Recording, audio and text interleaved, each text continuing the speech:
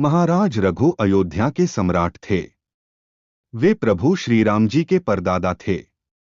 उनके नाम से ही उनके वंश के क्षत्रिय रघुवंशी कहे जाते हैं।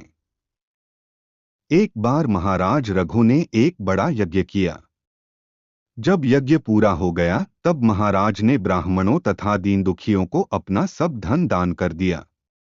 महाराज रघु इतने बड़े दानी थे कि उन्होंने अपने आभूषण, सुंदर वस्त्र से लेकर बर्तन सहित सब दान कर दिया। उसके बाद वे मिट्टी के बर्तनों से काम चलाने लगे। एक दिन वर्तंतु ऋषि के शिष्य ब्राह्मण कुमार कौत्स महाराज रघु के पास आए। महाराज ने उनको प्रणाम किया, उन्हें आसन पर बिठाकर मिट्टी के गड़ुवे से उनके पैर धोए। स्वागत सत्कार होने पर महाराज ने उनसे पूछा, हे ब्राह्मण कुमार, आप मेरे पास कैसे पधारे हैं? मैं आपकी क्या सेवा करूं?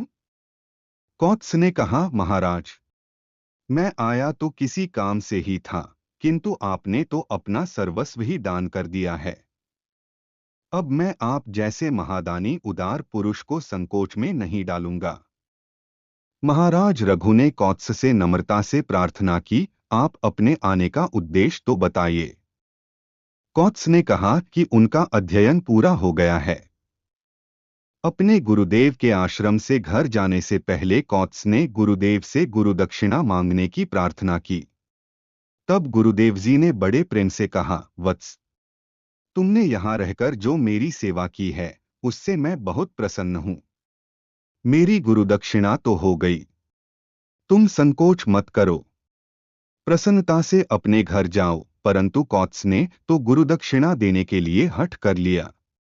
तब गुरुदेव जी को बहुत क्रोध आ गया और वे बोले, तुमने मुझसे 14 विद्या पढ़ी हैं, अब तुम प्रत्येक विद्या के लिए 1 करोड़ सोने की मोहरें लाकर दो। इस प्रकार 14 करोड़ सोने की मोहरें लेने के लिए कौत्स अयोध्या में आए थे। महाराज रघु ने कौत्स की बात सुनकर कहा, जैसे आपने यहाँ तक आने की कृपा की है, वैसे ही मुझ पर थोड़ी सी कृपा और करें। 3 दिन तक आप मेरी अग्निशाला में ठहरें। महाराज रघु के द्वार से एक ब्राह्मण कुमार निराश लौटे। यह तो बड़े दुख एवं कलंक की बात होगी। मैं 3 दिन में आपकी गुरुदक्षिणा का कोई न कोई प्रबंध तो अवश्य कर दूंगा। कौत्स ने अयोध्या में रुकना स्वीकार कर लिया। महाराज ने अपने मंत्री को बुलाकर कहा, यज्ञ में सभी सामंत राजा कर दे चुके हैं, उनसे दोबारा कर लेना उचित नहीं है। परंतु कुबेर जी ने मुझे कभी कर नहीं दिया। वे देवता हैं तो क्या हुआ, कैलाश पर रहते हैं, इसलिए पृथ्वी के चक्रवर्ती सम्राट को उन्हें कर देना ही चाहिए। मेरे सब अस्त्र शस्त्र मेरे रथ में रखवा दो। मैं कल सवेरे कुबेर पर चढ़ाई करूंगा। आज रात को मैं उसी रथ में सोऊंगा। जब तक ब्राह्मण कुमार को गुरुदक्षिणा न मिले मैं राजमहल में पैर नहीं रख सकता। उस रात महाराज रघु रथ में ही सोए। सवेरे उनका कोषाध्यक्ष उनके पास दौड़ता हुआ आया और कहने लगा, महाराज, खजाने का घर सोने की मोहरों से ऊपर तक भरा पड़ा है। रात में उसमें मोहरों की वर्षा हो गई। कौत्स ने कहा, मुझे तो गुरुदक्षिणा के लिए 14 करोड़ मोहरें चाहिए, उससे अधिक 1 मोहर भी मैं नहीं लूंगा।